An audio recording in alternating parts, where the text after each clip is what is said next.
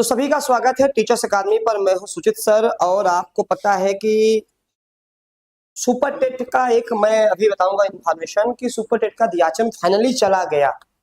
तो बहुत बड़ी बात है कि फाइनली सुपर टेट का दियाचन चला गया। लेकिन एक बात बता दो, अदियाचन केवल 11,000 पदों पर ही गया है, जो मुख्यमंत्री जी ने बयान दिया था। अभी जो टोटल अदियाचन ग्रामीण अंचल का है उसका भी नहीं आ पाया है। तो जो अदियाचन गया है मैंने आपको बता दिया है। तो यह Hindi class per day always चल रही है और यहाँ पे बेसिक से आपकी तैयारी कराई जा रही है।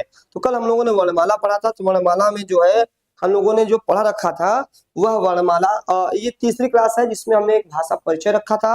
कल हम लोगों ने वर्णमाला पे चर्चा की थी। तो चलिए जल्दी से आप लोग ज्वाइन हो जाइए। आज हम लोग उसका पार्ट 2 पढ़ेंगे। चलिए, आज हम लोग स्वर के प्रकार पढ़ रहे थे। अगर आपको याद होगा तो कल हम लोगों ने जिह्वा के आधार पे स्वर के भेद पढ़े थे। तो आज हम लोग दूसरे नंबर पे पकड़ेंगे मुख खुलने के आधार पर। मुख खुलने के आधार पर, मुख खुलने के आधार पर स्वर के भेद। मुख खुलने के आधार पर स्वर के भेद, ठीक है। ये जो है आपको मैं बताना चाहूंगा कि ये होता क्या है, कितने प्रकार के होते हैं। पहला प्रश्न यही पूछ लेगा, मुख खुलने के आधार पर स्वर को कितने भागों में बांटा गया है। तो 4 भागों में बांटा गया। कितने भागों में? 4 भागों में। देखिए मैं बहुत अच्छे समझाऊंगा, कभी आप नहीं भूलेंगे। पहले नंबर पे है वृवित। पहले नंबर क्या है? वृवित है। दूसरे नंबर पे अर्धवृवित है। अर्धवृवित है। तीसरे नंबर पे अर्ध समृद्ध है। चौथे नंबर पे समृद्ध है, ठीक है। ये 4 प्रकार के आपके होते हैं। कितने प्रकार के? 4 प्रकार के, यानी मुख खुलने के आधार पे। समझिए मैं समझा रहा हूं। जैसे किसी स्वर को बोलते समय ज्यादा मुख खुल जाता है, किसी को बोलते समय कम मुख खुलता है, ठीक है। मैं यहाँ लिखूंगा भी, आपको समझ में भी आ जाएगा। देखिएगा भी आप लोग, ठीक है। हाँ, जिसको बोलते समय पूरा मुख, जिसको बोलते समय पूरा मुख खुले, पूरा मुख खुले, ठीक है। जैसे यहाँ पर क्या हो जाएगा? अभी मैं प्रैक्टिकल करके दिखाऊंगा, आप समझ जाओगे। अर्धवृत्त, वह वृत्त की अपेक्षा कम मुख खुले। वृत्त की अपेक्षा कम मुख खुले।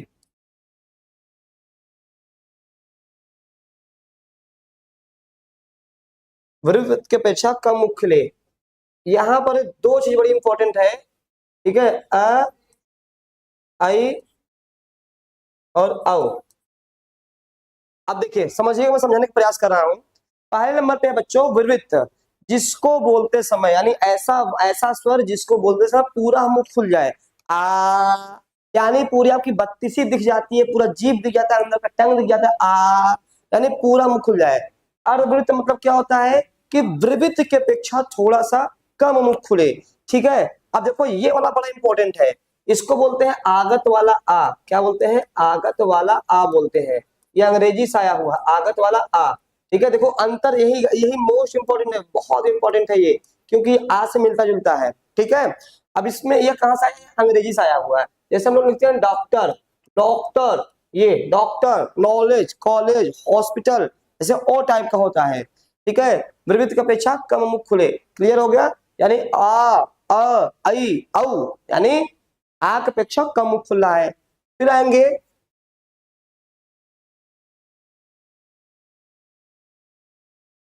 अर्धवृत्त की अपेक्षा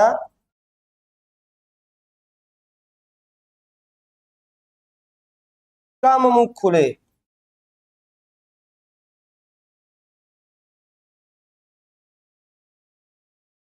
यानी अर्धवृत्त की अपेक्षा कम मुख खुले, ठीक है। यानी कम, देखो उतर रहा है। ए ओ, फर्क देखिए, ए ओ, ए ओ, ए ओ, ए ओ, ठीक है। इसमें क्या होगा? सबसे कम मुख खुले,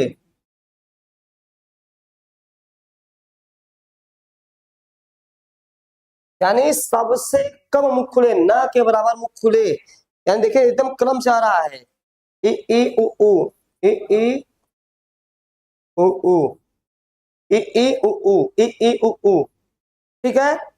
यानी सबसे कम मुख खुले। अब देखिए ध्यान सुनिएगा, वृत्त का विलोम संवृत्त होता है, कई बार पूछा गया, क्योंकि वृत्त में पूरा मुख खुलता है और संवृत्त में न के बराबर मुख खुलता है। देखिए इसको प्रैक्टिकल कर देखिए, पढ़ के देखिए, वृत्त जिसमें पूरा मुख खुले आ, अर्धवृत्त में इसके अपेक्षा कम मुख खुले आ, अ, ऐ, औ। अर्ध संवृत्त में और कम मुख खुले, यानी क्या बोलते हैं ए ओ।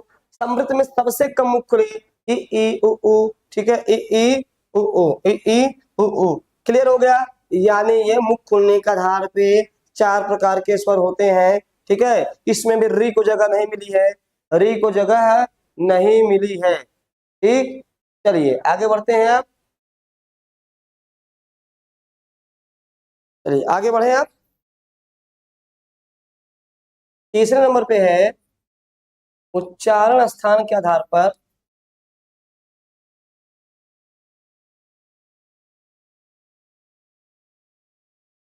स्वर के भेद। अब देखो, उच्चारण स्थान के आधार पर स्वर के भेद, यानी ये हमारा कंठ यानी गला है, तो कोई स्वर जो है गले के सहारे से बोला जाएगा, कोई स्वर जीभ के सहारे से, कोई स्वर बोलेगा जीभ मुड़ जाएगा, कोई स्वर होंठ से बोला जाएगा। यानी उच्चारण स्थान के आधार पर जो है आपको यह जानना है। सबसे पहले यहाँ पे क्या आ जाएगा, यहाँ पे आ जाएगा कंठ, क्या आ जाएगा, कंठ आ जाएगा, कंठ, तालु या तालव्य, मूर्धन्य या मूर्धा, कंठ हाँ, दंत्य, ठीक है, दंत, ठीक है, कंठ तालु दंत मूर्धा, ओष्ठ, 1 2 3 4,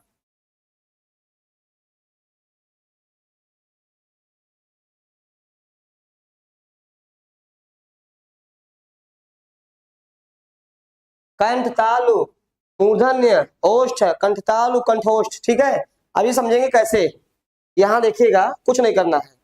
कंठ मतलब होता है गला, जैसे शंकर जी क्या बोलता है, नीलकंठ बोलते हैं, यानी यहाँ पर जो गले के सहारे स्वर बोले जाए, यानी अ और आ जो होता है वह गले के सहारे से बोला जाता है। तालु या तालव्य, ये जो जीभ का ये ऊपर वाला भाग है, यहाँ से आपको बोला जाता है अ आ ए ए, यानी क्रम है एकदम। मूर्धन्य का मतलब क्या होता है, जीभ का मुड़ जाना या रगड़ खाना, यानी कुछ स्वर ऐसे बोलिए इसमें जीभ मुड़ जाए या रगड़ खाए, ठीक है। तो यहाँ पे क्या देखो री, क्या हो जाएगा री, री पढ़िए री, री, ठीक है। जीभ रगड़ खा रही ना, ये मैंने स्पेशल लिख दिया है जानबूझ करके, ये मैंने स्पेशल लिख दिया है जानबूझ करके कि दांत, दंत मतलब दांत, इसमें कोई स्वर नहीं आता है,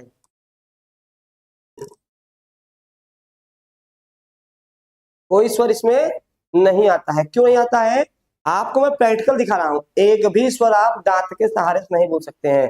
जैसे पढ़िए अ आ, इ ई, उ ऊ, ए ओ औ, री, री में जीभ रगड़ खा रही है, यानी कहीं पे भी आपका जीभ से दांत स्पर्श नहीं किया। ये परीक्षा में कई बार पूछा गया है, ऐसा कौन सा उच्चारण स्थान है जिसमें एक भी स्वर नहीं आते हैं। दंत, ये मैंने जानबूझ के लिखा है दंत, वहां आपको व्यंजन में देखने को मिलेगा, लेकिन यहाँ पर मैंने इसलिए लिख दिया ताकि आपको पता रहे कि दांत के सहारे से एक भी स्वर नहीं बोले जाते हैं। ओके, इसलिए मैंने लिख दिया यहाँ पर। आगे बढ़ते हैं, होस्ट। होस्ट का मतलब क्या होता है, ऐसे स्वर जिसको बोलते समय हम होंठ का प्रयोग करें, ठीक है। देखिए जैसे होस्ट, उ ऊ, देखिए आपका होंठ क्या हो रहा है, उ ऊ, देखो बन रहा है ना, पोर्ट टाइप बन रहा है। आजकल जो सेल्फी में पोर्ट चलता है ना, तो यही वाला काम होता है, ओष्ठ है, ठीक है। कंठ तालु, यानी जो कंठ और तालु से मिलकर बना हो, यानी अ ई, यानी यहाँ पे कंठ तालु, यहाँ पे क्या हो जाएगा, ए ए ए, ठीक है।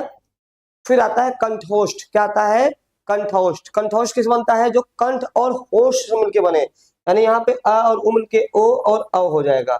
ये आपके क्या हो जाएंगे, उच्चारण स्थान हो जाएंगे। यानी उच्चारण स्थान के आधार पर स्वर के जो भेद होते हैं वह कितने होते हैं, 1 2 3 4 5 6 होते हैं। 6 ही होते हैं, क्योंकि दंत मैंने जानबूझ के लिख रखा है समझाने के लिए कि इसके सहारे एक भी स्वर नहीं बोले जाते हैं। क्लियर हो गया।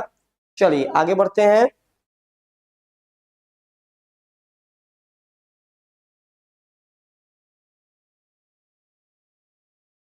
ओष्ठ के आधार पर स्वर के भेद।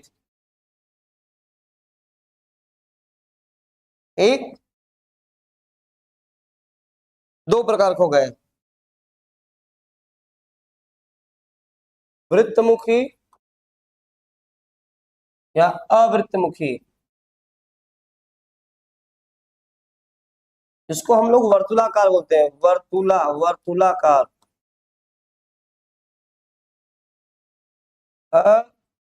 वर्तुलाकार, ठीक है। यानी यहां पर समझिएगा, कहने का मतलब ये है कि कुछ स्वर को बोलते समय पूरे होंठ का प्रयोग होता है, जिसमें पूरे होंठ का प्रयोग हो उसे वृत्तमुखी या वर्तुलाकार कहेंगे। जिसमें होंठ का प्रयोग ना के बराबर हो उसे हम अवृत्तमुखी या अवर्तुलाकार कहेंगे, ठीक है। चलिए, तो यहाँ पर जैसे हमने कहा उ उ ओ ओ उ उ ओ ओ उ उ ओ ओ, पढ़िए उ उ ओ ओ उ उ ओ ओ, पढ़ के दिखाइए। तो क्या हो जाएगा, इसमें होंठ का प्रयोग हम कर रहे हैं, किसका, होंठ का प्रयोग हम कर रहे हैं ना। चलिए, फिर आते हैं अवृत्तमुखी या अवर्तुलाकार पे। जैसे हमने लिखा आ ई, बड़ी ई, ए ठीक है।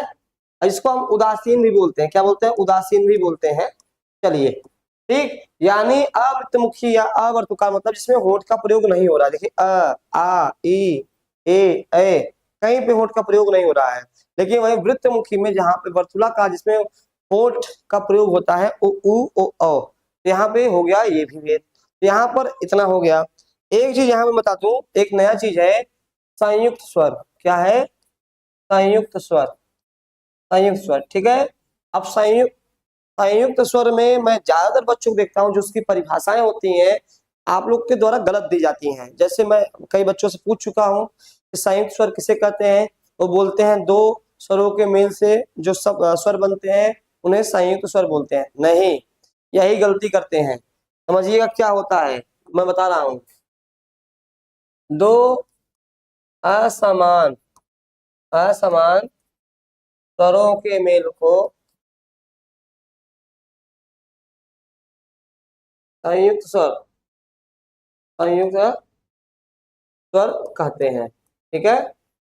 यानी यहाँ पर जो है, एक चीज मैं बता दूं, यहाँ पर मैंने लिखा है असमान, यानी अगर समान हो जाएगा तो यह नहीं बनेगा। हम लोग बोल देते हैं दो स्वरों के मेल से, ये चार होते हैं। ये कितने होते हैं, चार, ठीक।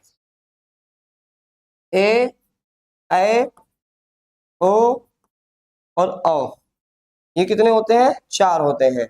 ये चार जो होते हैं असमान स्वरों से बनते हैं, ठीक है। जैसे यहाँ पे देखेंगे तो अ प्लस ई से क्या बनता है, ए बनता है। परीक्षा में पूछा जाएगा, यानी ये अलग स्वर है, ये अलग स्वर है। अ प्लस ए बराबर क्या बनेगा, आई बनेगा। अ प्लस उ ओ बनेगा। अ प्लस ओ यानी यहाँ पे औ बनेगा। यानी आपने देखा दोनों साइड असमान स्वर है।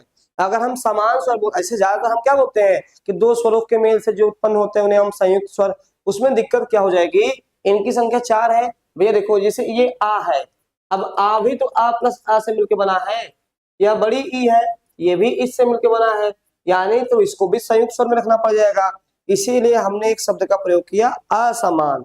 जब मैंने ये बोल दिया तब एकदम करेक्ट हो गया कि भैया ये अलग है, ये अलग है, ये अलग है, ये अलग है, ठीक है। चलिए,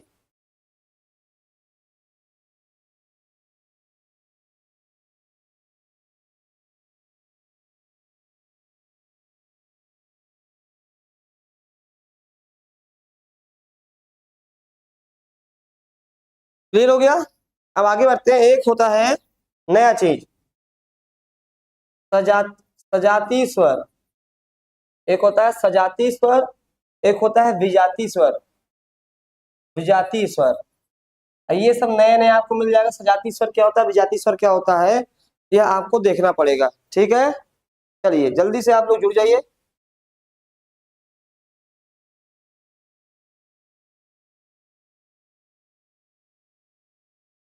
चलिए, जो समान स्वरों से मिलकर बनते हैं,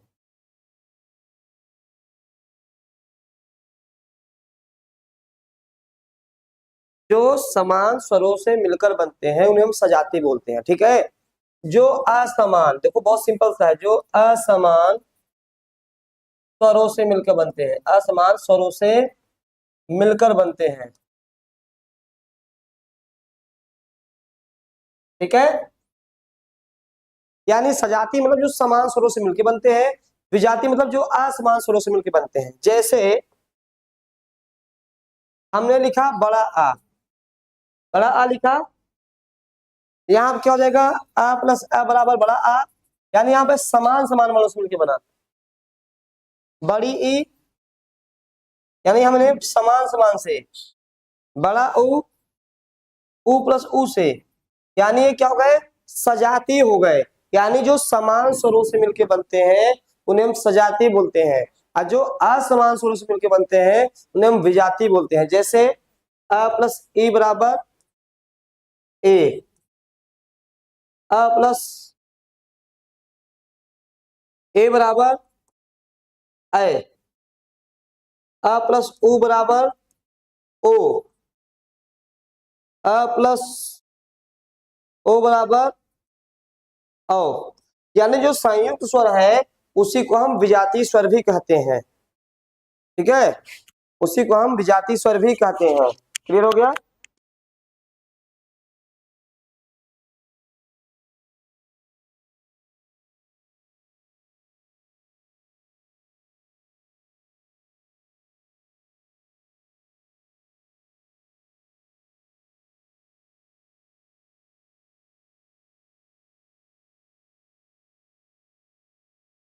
यहाँ पे सजाती और विजातीय स्वर कई बार पूछा गया है, लेकिन आप लोग ना थोड़ा सा कंफ्यूज हो जाते हो, अरे कैसे होगा, कहाँ से प्रश्न पूछ लिया। बहुत सरल है, देखिए मैंने लिख दिया, जो समान स्वरों से मिलकर बनते हैं।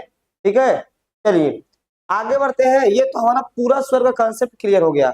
अब मैं व्यंजन के कॉन्सेप्ट पे आता हूँ। क्या आता है, व्यंजन के कॉन्सेप्ट पे। किस पे, व्यंजन में। ठीक है, चलिए मैंने इसकी परिभाषा बता ही दी थी, इसकी परिभाषा बता ही दी थी कि जो स्वरों की सहायता से बोले जाते हैं उन्हें हम व्यंजन कहते हैं, जो स्वतंत्र नहीं होते हैं।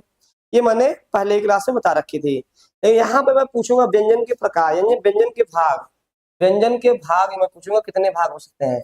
व्यंजन को चलिए हम बंटवारा करते हैं। ठीक है, यहाँ से व्यंजन को बंटवारा करते हैं, वहीं से चीजें समझ में आएंगी। ठीक, चलिए सबसे पहले व्यंजन के भाग में मैं बात करूं तो यहाँ पे स्पर्श व्यंजन, स्पर्श व्यंजन जिसको हम वर्गीय व्यंजन भी बोलते हैं, वर्गीय व्यंजन भी बोलते हैं। अभी लिख लीजिए, मैं सब समझा रहा हूँ। ठीक है, यहाँ पे दो प्रश्न पूछेगा, मूल व्यंजनों की संख्या पूछेगा, कई बार परीक्षा पूछा गया है मूल व्यंजनों की संख्या, मूल व्यंजनों की संख्या।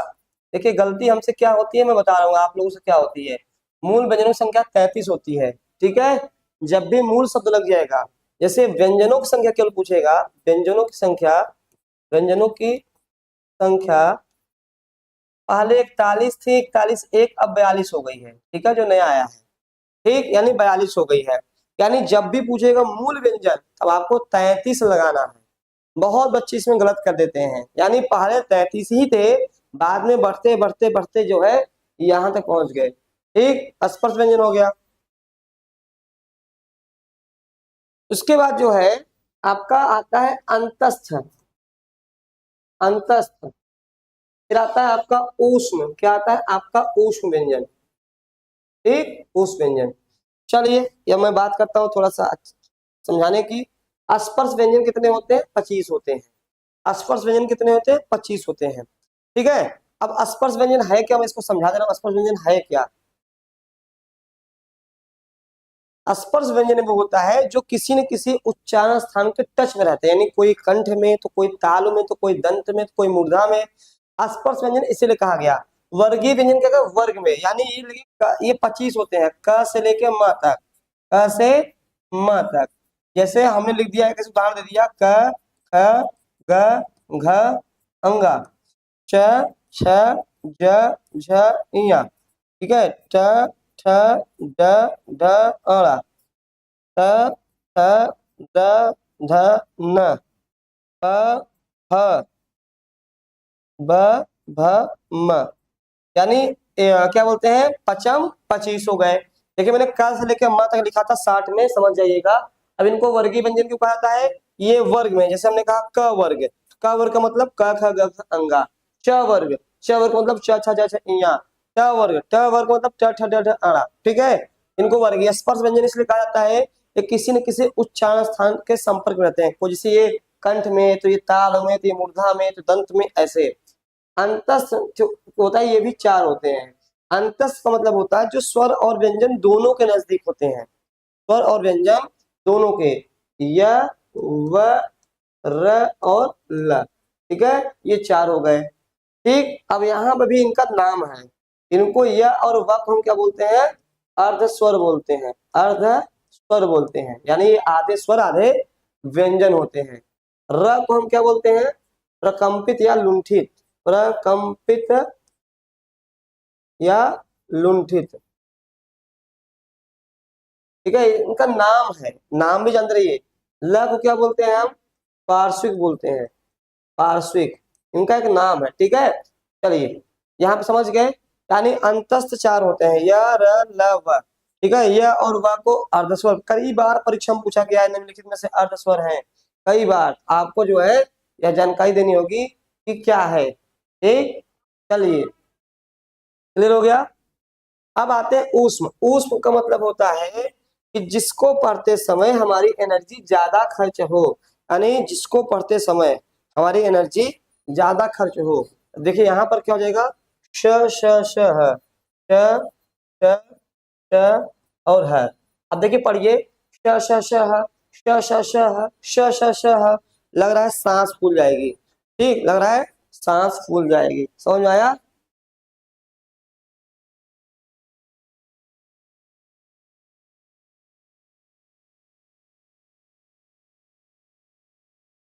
चलिए अब इनका भी एक नाम है, इनका भी एक क्या है, नाम है। हम लोग गांव क्या बोलते हैं, पेटफरवा सा, सीटी सा, ऐसे बोलते थे। इनको भैया ये सब मत बोलिएगा, इनको बोलते हैं तालव्य से, तालव्य या तालु, ठीक है। इनको बोलते हैं मूर्धन्य, क्या बोलते हैं, मूर्धन्य। इनको बोलते हैं दंत, यानी दांत के सहारे से बोले जाते हैं। ये मोस्ट इंपॉर्टेंट है, जो परीक्षा में पूछा जाता है। इनको काकल्य ध्वनि बोलते हैं, क्योंकि बाकी सब तो आपको पता है, इनको काकल्य ध्वनि कहा जाता है, ठीक है, काकल्य ध्वनि कहा जाता है। मोस्ट इंपॉर्टेंट है भैया, श श, ठीक है। तो श श श क्लियर हो गया, तालव्य भी हो गया, ये तालव्य भी हो गया, ये मूर्धन्य हो गया, ये दंत हो गया, और हा को हम काकल ध्वनि। अब देखिए यहाँ ध्यान से समझिएगा। अब देखिए 25 4 29 4 33, यानी ये 33 जो होते हैं वह मूल व्यंजन होते हैं, क्या होते हैं, मूल व्यंजन होते हैं 33, ठीक है। यही शुरू में 33, जब भी आपसे पूछेगा मूल व्यंजन कितने होते हैं, तो 33 होते हैं, आपको यही बताना है। 25 4 29। अब परीक्षा पूछेगा स्पर्श व्यंजन कितने होते हैं, 25, पूछेगा उष्म व्यंजन कितने होते हैं, 4, अंतस कितने होते हैं, 4, कौन कौन से, ये भी पूछ लेगा। चलिए हमको आना है आगे तक। इसके बाद हम आते हैं 33 के बाद आते हैं संयुक्त व्यंजन पे। इस पे, संयुक्त व्यंजन पे। अब ये क्या होते हैं, जो दो व्यंजनों से मिलकर बनते हैं, दो व्यंजनों से मिलकर बनते हैं, ठीक है। ये चार होते हैं, ये कितने होते हैं, चार। देखिए च त्र ज्ञ और त्र, ये चार होते हैं, और ये किससे मिलकर बनते हैं, ध्यान से सुनिएगा। ये जो है आपका बहुत इंपॉर्टेंट है, क प्लस स से। सब में देखिए पहले में अंत लगा है, क प्लस स से, फिर त प्लस र से, ज प्लस इया से, स प्लस र से, ठीक है। ये चार देखिए दो व्यंजनों से मिलके बनते हैं। अब पहले साइड में सब में हलंत लगा, ध्यान रखिएगा, क्योंकि परीक्षा में जानबूझ के किसी में हलंत नहीं लगाएगा, आपका गलत हो जाएगा। ये बहुत विशेष ध्यान देना है आप सभी को, ठीक है। ये क्या हो गया, 33, तो 33 4 4, ये हो गए 37, ठीक है, 33 4 37। चलिए अब आते हैं द्विगुण, द्विगुण या उच्छिप्त, द्विगुण या उच्छिप्त व्यंजन।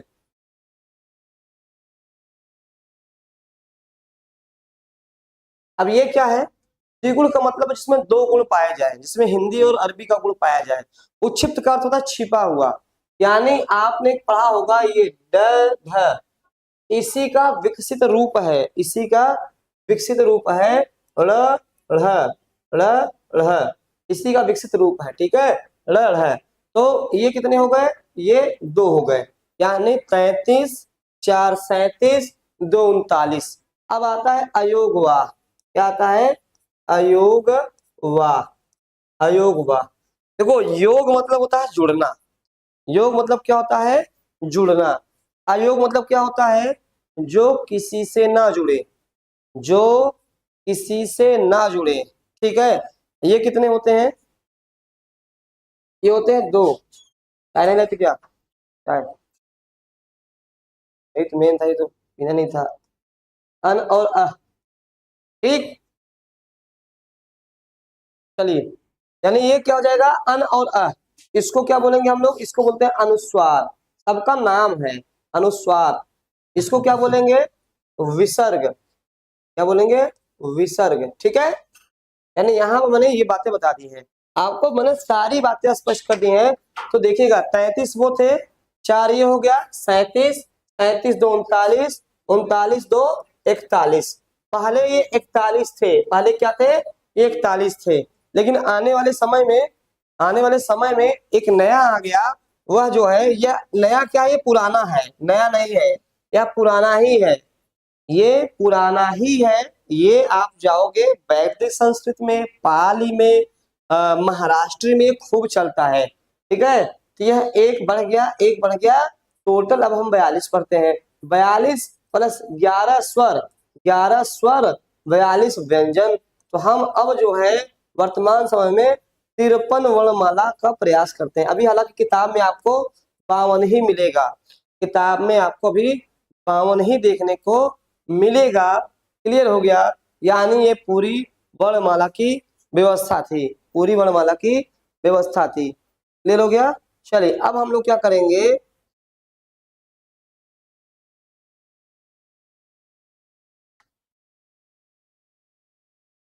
अब हम लोग थोड़ा सा प्रश्न करेंगे। तो हम लोगों ने वर्णमाला इतना पढ़ा दिया, अब हम लोग क्या करेंगे, थोड़ा सा प्रश्न पढ़ेंगे, ठीक है।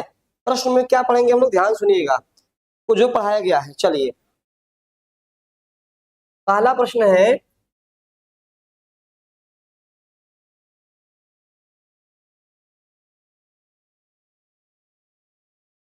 संयुक्त स्वरों की संख्या है, ठीक है। पहला प्रश्न है, ए 3, बी 4, सी 5, डी 6। जल्दी से बताना है। पहला प्रश्न बहुत सरल मैंने रखा है, बात जानबूझ के, संयुक्त स्वरों की संख्या कितनी होती है आपको बताना है, ठीक है। जल्दी से, सबको पता है कि 4 होती है, कितनी होती है, 4 होती है, ए ओ औ, ठीक है। चलिए दूसरे प्रश्न में आते हैं। चलिए, इस उच्चारण स्थान में एक भी स्वर नहीं आते,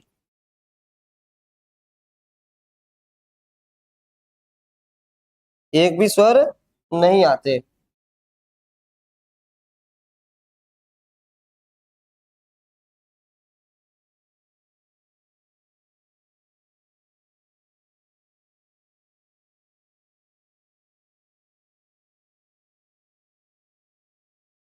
हमने कहा कि इस उच्चारण स्थान में एक भी स्वर नहीं आते, आपको उत्तर देना है इसका।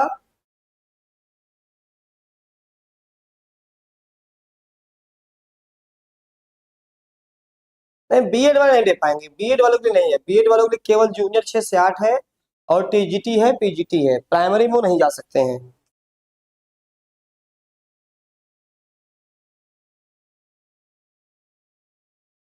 ठीक, चलिए जल्दी से उत्तर दीजिए इसका।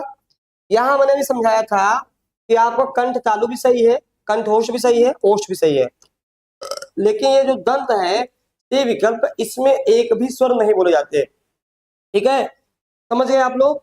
जैसे अ आ इ ई उ ऊ ए ऐ, कहीं पे भी आपका जो जीभ है वह दांत से स्पर्श नहीं कर रहा है। चलिए 2 प्रश्न हो गया, आगे बढ़ते हैं। तीसरा प्रश्न है, अग्रस्वर है, अग्रस्वर है,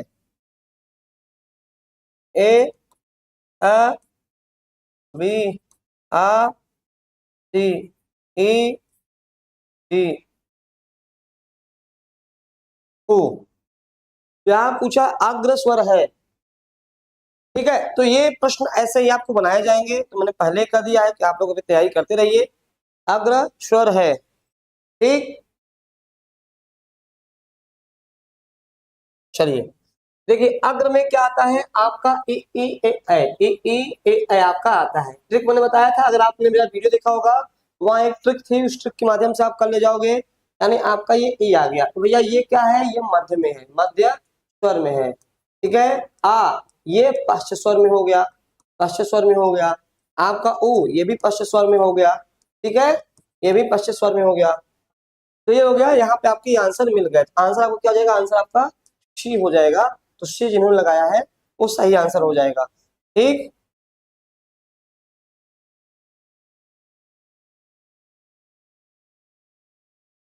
चलिए आगे देखते हैं, चौथा प्रश्न देखते हैं।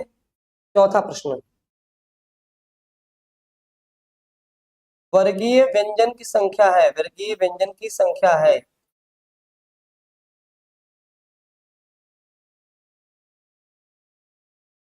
ए 33, बी 25, सी 16, डी 41।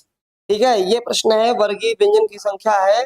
आपको मैंने पढ़ाया था, भी याद भी होगा, उम्मीद भी है कर ले जाओगे। ठीक है, तो जल्दी से बताओ आप लोग क्या होगा इसका।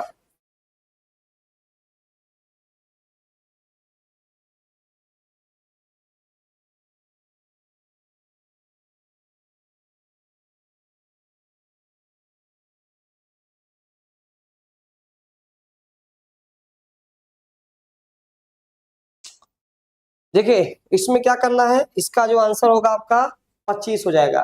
अभी मैंने आपको बताया था, इसको हम क्या बोलते हैं, स्पर्श व्यंजन भी बोलते हैं, स्पर्श व्यंजन भी बोलते हैं। ठीक है, क से लेके म तक, क ख ग घ अंगा च छ ज झ इ, अभी मैंने थोड़ी देर पहले ही आपको ये बताया था। ठीक है, चलिए अगला नेक्स्ट क्लास देखते हैं। अगला जो प्रश्न है,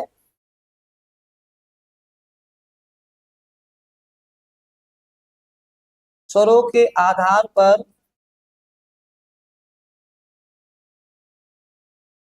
उच्चारांक संख्या है।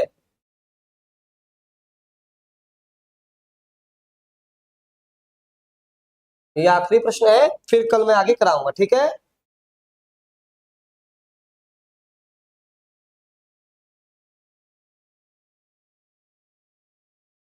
ए 5, बी 6, सी 7, डी 8।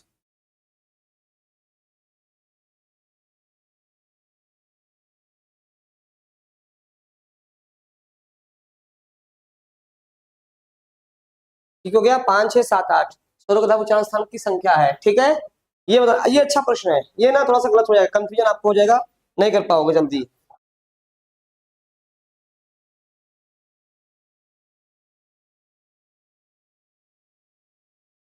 यहाँ पे क्या हो जाएगा, आपकी जो आंसर जगह 6 हो जाएगा, जैसे कंठ,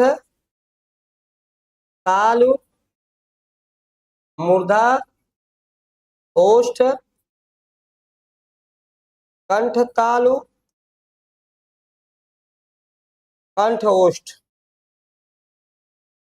यानी 1 2 3 4 5 6, आंसर क्या जाएगा आपका, करेक्ट आंसर हो जाएगा। यानी आप देख सकते हैं कि जो मैंने पढ़ाया उसी से संबंधित प्रश्न भी मैंने आपसे पूछ लिए। ठीक है, तो चलिए आज मैं इतना ही रोकूंगा, क्योंकि आगे बढ़ाऊंगा तो बहुत लंबा क्लास चला जाएगा। नेक्स्ट क्लास में नया टॉपिक लेके आऊंगा। चलिए आज इतना ही, धन्यवाद।